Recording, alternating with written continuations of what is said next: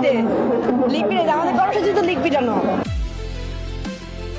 সামাজিক যোগাযোগ মাধ্যমে যিনি পরিচিত ছিলেন জুলাই যোদ্ধা হিসেবে, যার লাইভ ও ভিডিও ঘিরে তৈরি হয়েছিল আলোচনার ঝড়, সে পরিচিত মুখী এবার ধরা পড়লেন আইনের জালে। মধ্যরাতে নীরবে শেষ হলো তার ভাইরাল অধ্যায়। আমরা বিশ্বাস করি এই স্বপ্নগুলিতেই তৈরি হবে স্বপ্নের বাংলাদেশ। স্বপ্ন ধরা, ধরনীর বুকে স্বপ্নের ঠিকানা।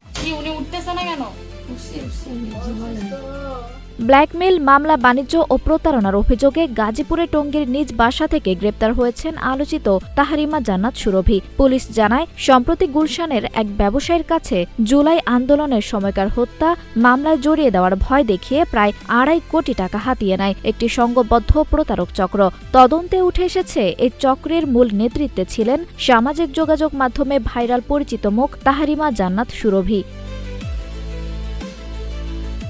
ভুক্তভোগীর অভিযোগ অনুযায়ী গত বছরের জুলাই-আগস্ট আন্দোলনের সময় গুলশান ও বাড্ডা এলাকায় ঘটে যাওয়া একাধিক মামলায় আসামি বানানোর হুমকি দেওয়া হয়। গ্রেপ্তার, পুলিশি হয়রানি ও মামলার ভয় দেখিয়ে ধাপে ধাপে বিপুল অঙ্কের টাকা আদায় করা হয়। পরে মীমাংসা করে দেওয়ার আশ্বাস দিয়ে আরও অর্থ দাবি করা হয়।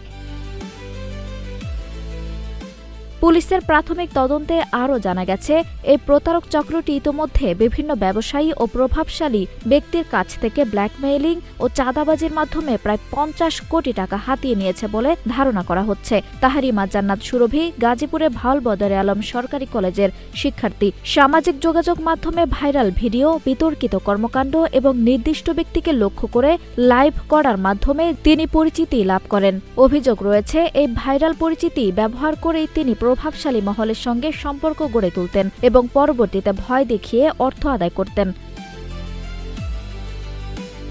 পুলিশ জানায়, গ্রেপ্তারকৃত তাহরিমাকে জিজ্ঞাসাবাদ করা হচ্ছে এবং এই চক্রের সঙ্গে জড়িত অন্য সদস্যদের শনাক্তে অভিযান অব্যাহত রয়েছে। আঞ্জুম হক আরবি, নাগরিক প্রতিদিন।